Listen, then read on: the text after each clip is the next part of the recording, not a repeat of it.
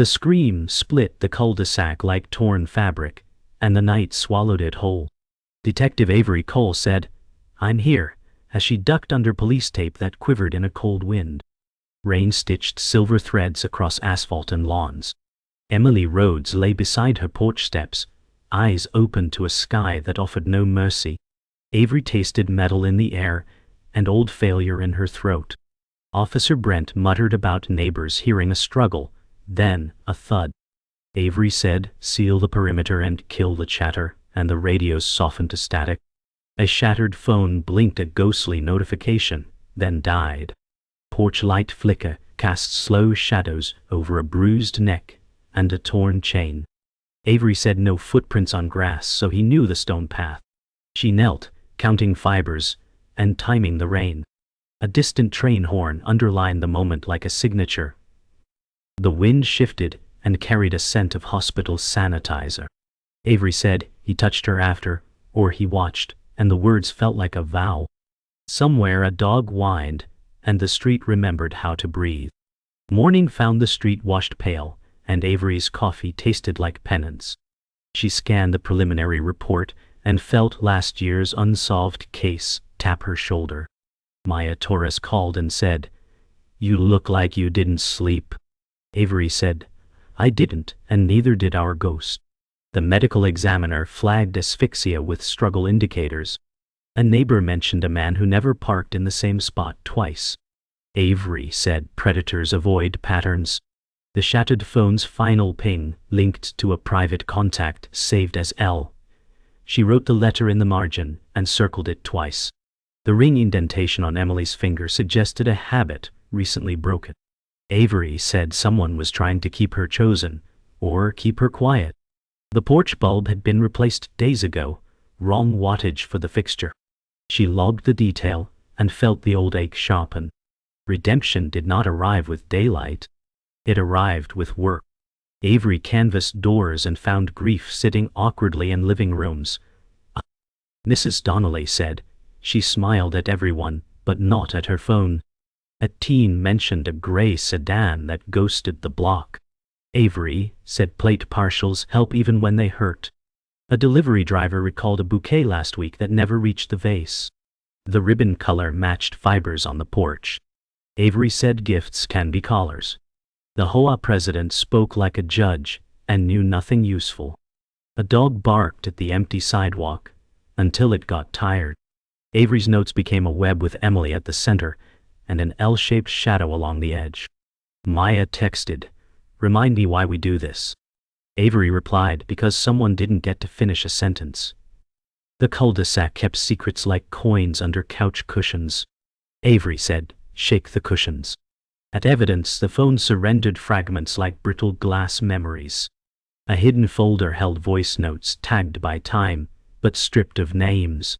Avery, said he thought, erasing labels erases meaning. One clip captured breath close to the mic in a whispered, "Please stop." She paused the room with her finger. Fingerprints overlapped on the porch rail, but one set carried sanitizer sheen. "Avery," said someone came clean after getting dirty. The ribbon fiber matched a boutique florist on Riverbend. The receipt listed no sender, cash only, and a generic card. Emily's search history asked how to block a number without alerting the caller. Avery said she wanted silence, not war. The bulb was the wrong wattage because it was the only one left in a hurry. Panic leaves trails. So does obsession. Dusk folded back over the street, and the porch stood like a stage after closing. Maya arrived with rain on her jacket and said, "You'll hate this, but people are whispering about a doctor." Avery said, "Rumor is a lazy witness." Still, the hospital scent from last night tugged at a thread. She remembered an old complaint that vanished into bureaucracy. The private contact L now felt heavier than a letter. Avery said, "If L breathes medicine, we will know by sundown tomorrow."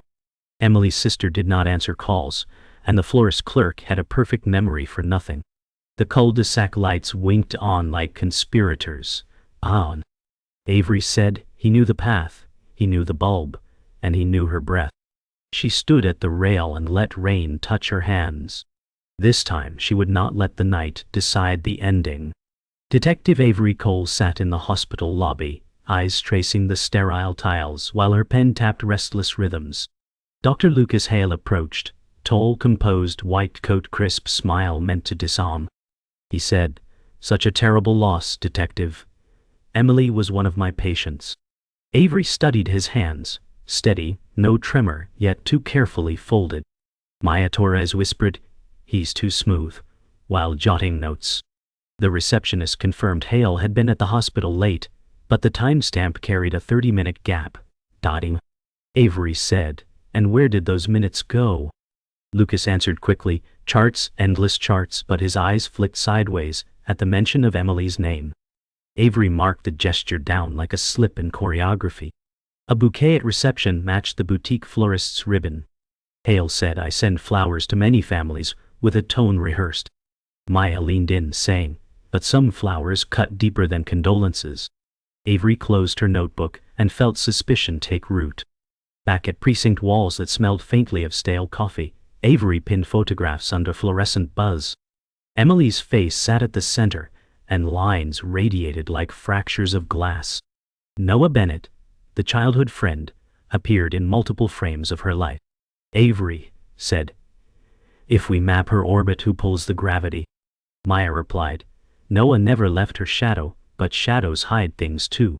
Noah's interview described Emily as bright, careful, scared sometimes. Avery noticed his hesitation and the way his voice trembled when speaking her name. He said, "She trusted me always," but his fists tightened when shown the florist receipt. Avery thought trust and control share the same leash. She highlighted his timeline and found an hour unaccounted for. Maya whispered, "Friends are suspects, especially when they never stopped watching." Avery's board filled with threads, but the knots only tightened. The interview room's one-way glass hummed with silence as Noah Bennett sat under the weight of a single light. He wore a plaid shirt, sleeves wrinkled, eyes raw from sleeplessness. Avery leaned forward and said, "Tell me where you were at 11:30. He rubbed his palms and said, "I was home." Maya asked, "Alone?" His silence answered louder than words. Avery slid the florist receipt toward him. His eyes flashed panic, then softened into grief. "I sent them because she deserved beauty, not this," he said, voice cracking. Avery measured his pain, genuine or performed. She noticed his knuckles scabbed. He said, "Emily feared someone, but she never told me who." Avery replied, "Sometimes silence is the biggest clue." His jaw clenched at the word silence. Outside, Maya whispered, "He's hiding, but maybe hiding from something darker than himself." Emily's sister, Lydia Rhodes, answered the door in a townhouse filled with expensive quiet. Her eyes carried exhaustion framed in perfect mascara. She said, "We weren't close, but blood is still blood." Avery said, "Distance doesn't erase motive." Lydia poured wine with steady hands and confessed, Emily had been secretive lately, whispering about someone she couldn't shake off. Maya asked, "Do you know who?" Lydia smirked faintly and said, "I thought it was Noah, but maybe I was wrong." Avery scanned her rings, missing one, skin pale where it once sat. Lydia's alibi placed her with a friend, but the story cracked when Avery asked about the call logs. Lydia said, "Emily made her choices. Some choices kill." Her words cut colder than denial. Maya whispered, "Grief or guilt?" Avery left with questions heavier than answers. "Huh?" Back in her car, rain peppered the windshield as Avery traced circles on her notebook margins. Each suspect bled into another like watercolor gone wrong. Lucas Hale's smooth mask, Noah's trembling hands, Lydia's sharp detachment. Maya said they all carry pieces, but none fit together. Avery replied, "That means one of them is shaping the puzzle." She replayed the voice memo from Emily's phone. "Please stop," and turned the volume higher. The words felt heavier in the confined car. Outside, the hospital loomed, lit like a lighthouse for the lost. Avery said softly, "Emily was drowning, and someone made sure she couldn't surface." She tightened her grip on the wheel, knuckles pale. The case was no longer just evidence. It was a fight with shadows that refused to stay still. Maya whispered, and shadows always know where to hide. Detective Avery Cole studied the caseboard until the photos blurred into a storm of unanswered questions. The florist fibers matched the ribbon, but receipts were vanishing from archives. She said, "Somebody's cleaning our trail." Maya Torres tapped her pen and muttered, "Then someone's nervous." A burner phone surfaced in Emily's records, its calls bouncing between hospital parking lots and Lydia's neighborhood. Avery circled the location pins, her voice flat. "This isn't random, it's mapped." Officer Brent entered, uneasy, reporting that the chain of custody for evidence had been broken. Avery said, "Things don't walk out of lockup by themselves." She glanced at Captain Pierce's office door, closed too tightly. The hum of suspicion thickened. Avery whispered, "If he's inside this, we're not just chasing ghosts, we're fighting shadows with badges." Maya lowered her gaze and said, "And shadows have the power to erase the light." Rain pounded the diner windows as Avery met Maya in a booth. The waitress refilled coffee but lingered too long, pretending not to listen. "Avery," said the burner calls connect hail to Lydia, "but Pierce keeps the files sealed." Maya pushed her notebook forward and whispered, "He's protecting someone or himself." The booth light cast golden halos, but Avery felt only cold. She spotted a man across the counter, reading the same page of his paper too long. "Tail," she muttered. The man's eyes darted before he left cash on the counter and slipped into the storm. Avery's voice hardened, "We're in deeper than protocol will cover." Maya said, "Then we go off book." Their cups steamed between them like fragile truces.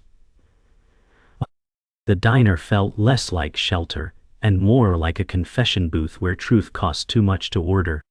Jessie Park stood trembling in a shadowed alley, her hoodie clinging damp from the drizzle.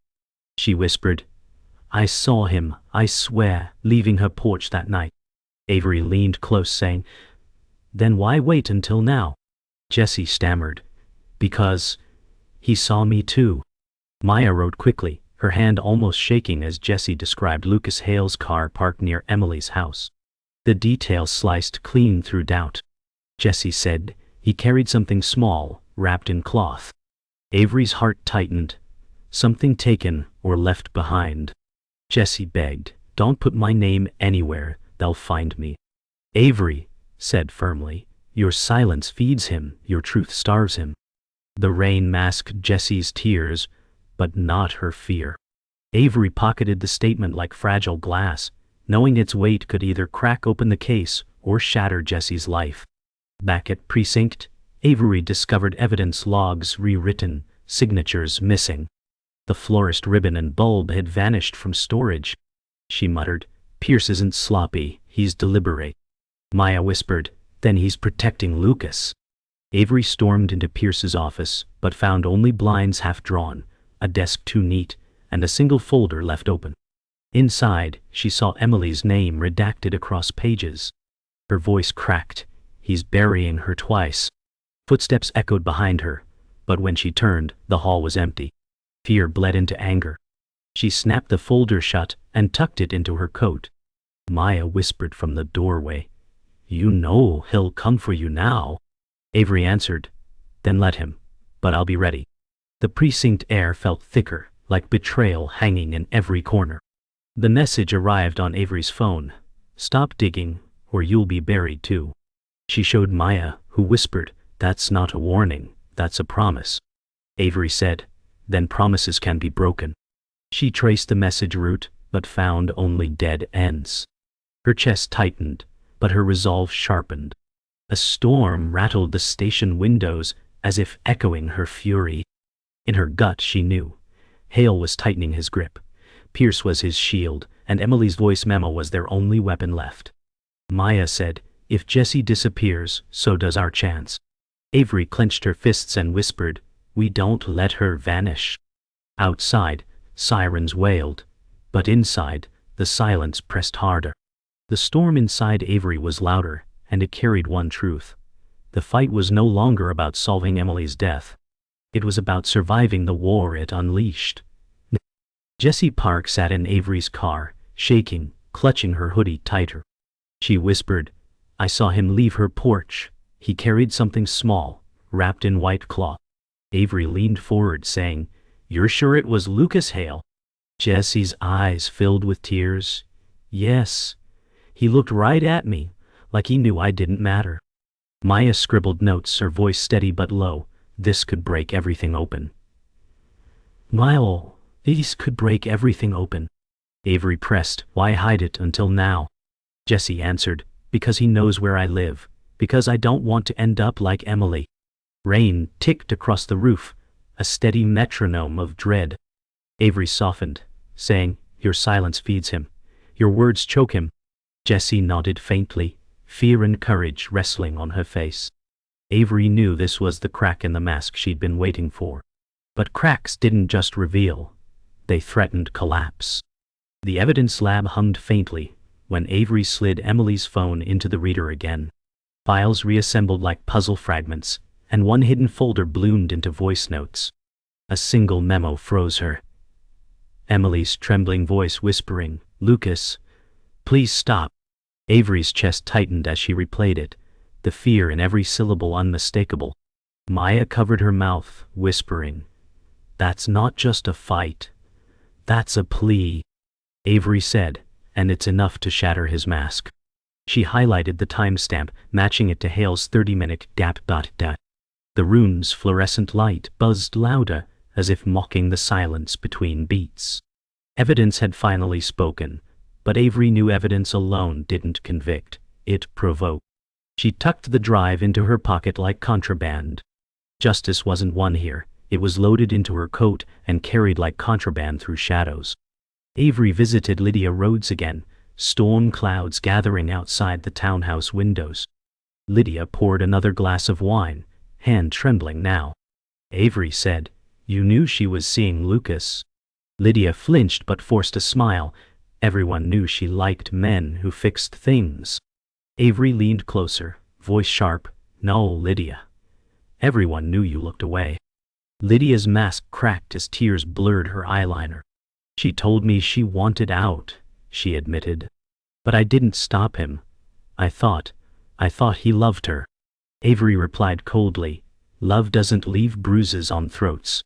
Maya stood silent, recording every word, the room heavy with betrayal and guilt. Lydia whispered, "I thought if I stayed quiet it would go away." Avery's reply was a knife. "Silence doesn't erase blood, it feeds it." Avery cornered Captain Pierce in the corridor, the blinds casting prison bar shadows across his face. She said, "The ribbon, the bulb, the files, you buried them?" Pierce smirked, adjusting his tie. "I preserved order, Cole. Not every truth needs light." Avery stepped closer, fire in her eyes. "You protected Lucas Hale because his donors pad your pension." His voice dropped cold. "You think you're different, you'll be forgotten too." Maya whispered from behind, "You're not burying her twice." Pierce's jaw tightened, but his silence confirmed more than words. Avery thought, corruption doesn't shout, it whispers. She said, "You just wrote your own indictment." His hand brushed his holster before falling away, but the warning burned. The battle was no longer hidden. It was standing in the hall, breathing the same air. Later, in her apartment, Avery replayed Emily's voice memo, over and over. The whisper, "Please stop," filled every corner like a ghost refusing to leave. She sat at her desk, the caseboard glowing under a single lamp. Hale's smiling photo stared back, smug even on paper. Avery whispered, "You thought she was yours to break." Maya texted from across town, "Jessie's gone." No answer. Apartment door opened. Avery's heart hammered. She muttered, "He's cleaning witnesses." She grabbed her gun, the lamplight catching the silver edge like a promise. Rain hammered the windows harder, as if warning her. The storm outside matched the one inside her chest. She whispered to Emily's photo, "I won't let you be erased." Then she slammed the light off, leaving the board glowing faint in the dark, truth burning like a fuse. The city drowned under heavy rain as Avery drove through streets smeared with neon reflections. She muttered, "Lucas thinks he's winning, But he doesn't know what losing costs. Maya said softly.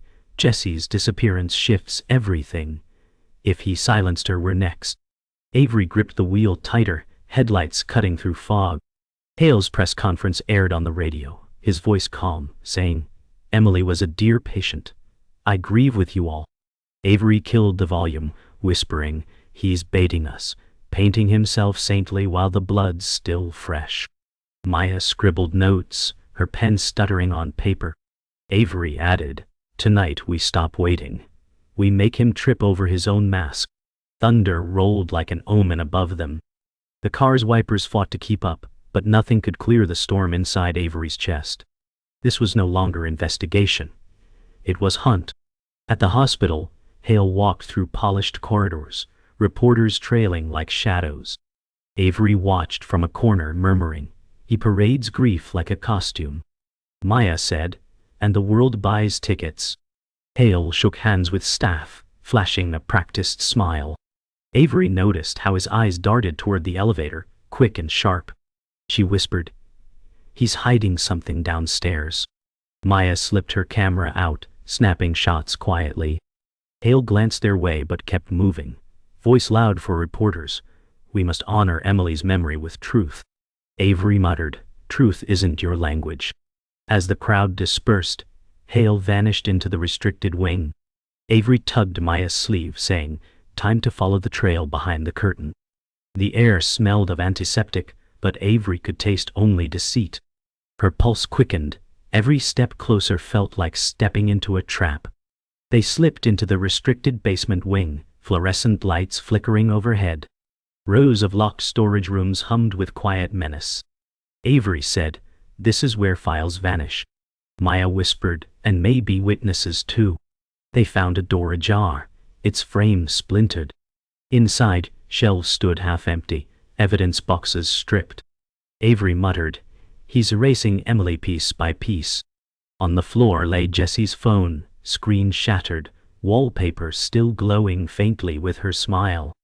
Maya gasped, she was here. Avery picked it up, her hand shaking, whispering, and he wanted us to find it. A trap disguised as a clue. The basement buzzed like a hive, shadows pooling in corners. Avery's gut screamed the truth. Hale wasn't covering tracks, he was setting bait, and they'd walk straight into his game. The storm outside mirrored the chaos within as Avery and Maya raced back to precinct. But Pierce blocked them in the hallway, his voice low and sharp. You're done, Cole. Turn over everything. Avery's jaw tightened. She said, you protect Hale, you protect a killer. Pierce smirked, adjusting his badge. I protect this department from crusaders like you. Maya whispered, he's not just covering, he's orchestrating. Pierce stepped closer, whispering, careful detective, graves are shallow for people who don't listen. Avery's hand brushed her holster, steady but restrained. She replied, if I fall, I'll make sure you fall first. The corridor lights buzzed above them, shadows slicing across their faces. Pierce's smirk faltered for just a heartbeat, but it was enough to confirm Avery's suspicion. This wasn't just corruption, it was collusion. Later, Avery stood on the rooftop, rain lashing her face, city lights fractured below. Maya said, we're in over our heads. Avery shook her head, voice steady. No, we're exactly where he wanted us. That means we're close. She pulled Emily's photo from her pocket, the edges damp. This isn't about evidence anymore, it's about control. Maya muttered, then how do we take it back? Avery's eyes burned against the skyline. By forcing him into the open. By making him chase us. The storm cracked lightning above, illuminating her defiant stance. The city roared beneath them, unaware of the war crawling through its veins. Avery whispered, Emily, I won't let your story be his victory. The rooftop wind swallowed her vow, but the storm carried it forward. The hunt had officially turned. The abandoned riverside clinic creaked as storm winds rattled broken shutters. Avery whispered, this is where he hides. Maya nodded, voice low, or where he waits. Their flashlights cut narrow paths through dusty halls. Suddenly, Lucas Hale's voice echoed, calm and poisonous. "Detective, you're chasing ghosts in a graveyard." Avery gripped her weapon tighter, replying, "No, I'm chasing a coward who kills women and calls it love." Hale emerged from shadows, raincoat damp, eyes gleaming with arrogance. He smiled. "Emily begged me to stay. She wanted me." Maya snapped. "She begged you to stop." Hale's mask cracked, fury flashing beneath charm. Avery stepped closer, saying, "This ends tonight." Thunder boomed as if punctuating her vow. The clinic smelled of rot and antiseptic, a tomb for secrets waiting to burst open. Lightning illuminated the clinic corridor as Avery circled Hale, her voice sharp. Emily wanted freedom, not chains. Hale sneered. "Freedom? She was nothing without me. I gave her meaning." Maya whispered, "He's unraveling." Hale's hand twitched, revealing a cloth bundle stained at one corner. Avery demanded, "What's that?" He lifted it with grim pride. The last thing she touched. Proof she belonged to me. Rage burned through Avery's chest. She said, "You didn't love her, you destroyed her." Hale's charm dissolved, replaced by snarling confession. "She fought me, and I let her fall. And I'd do it again." The words echoed, vile and final. Maya gasped, "You just confessed." Avery steadied her gun, every nerve screaming that this was the truth she'd bled for. Lightning crashed again, illuminating the monster behind the mask. Captain Pierce's footsteps thundered as he burst in, gun drawn. He barked, "Lower your weapon, Cole." Avery's heart sank, whispering, "Of course you're here." Hale smirked, "See, detective? Even the law knows I'm untouchable." Pierce's eyes flicked between them, sweat gleaming on his temple. "Turn over the evidence and walk away," he demanded. Maya hissed, "He's not saving you, Pierce. He's burying you too." Avery said, "You've chained yourself to a murderer." Hale chuckled, "Correction, he chained himself to power." Avery steadied her stance, fire in her voice. "Then both of you fall tonight." For a heartbeat, the storm outside went silent, as if the world itself waited. The air was thick, suffocating with betrayal and fury, every second dragging them closer to blood. Maya pressed record on her hidden device, the faint click masked by thunder. Avery said loudly, "Tell him again, Hale.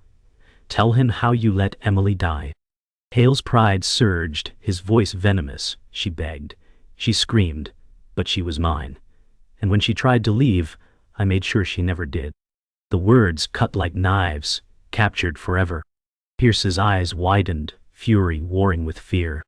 "You idiot," he spat, but the damage was done. Maya stepped forward, saying, "Now the world hears what you are."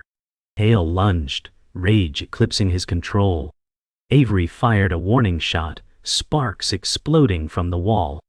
She shouted, "One more step, and it's over." Lightning illuminated the room, freezing them in tableau.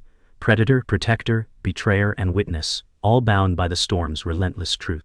The standoff shattered in chaos. Hale lunged again, Pierce drew, and Avery fired. Pierce crumpled, his weapon clattering. Hale screamed, charging through smoke and rain, but Avery met him head-on. They struggled, fists and fury colliding until she slammed him against the wall, gun to his chest. She growled, "Emily's voice will haunt you in court." Hale spat blood, laughing, "Even in chains I'll own you." Avery's eyes burned. Not anymore.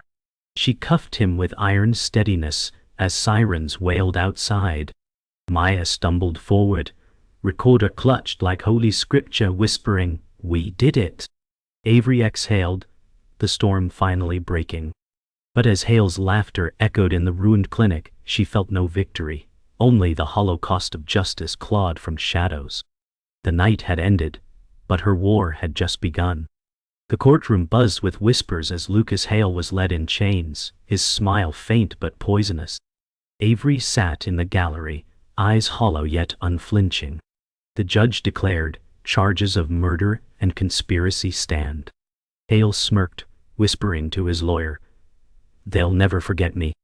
Maya leaned close to Avery, saying, "And now the world knows what he is." Reporters scribbled, Flashes cracked like lightning, but Avery felt no triumph.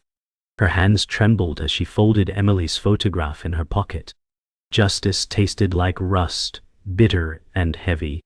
Pierce's corruption files spilled open in headlines, dragging others into scandal. Yet, even as Hale's chains rattled, Avery whispered, "Prison wants silence, ghosts." Maya whispered back, "But at least the world will hear them scream." The gavel struck, final and cold, echoing like a tomb sealing shut. Emily's family gathered in Avery's office, faces worn with grief. Her sister Lydia clutched a folded handkerchief, whispering, "Closure isn't healing."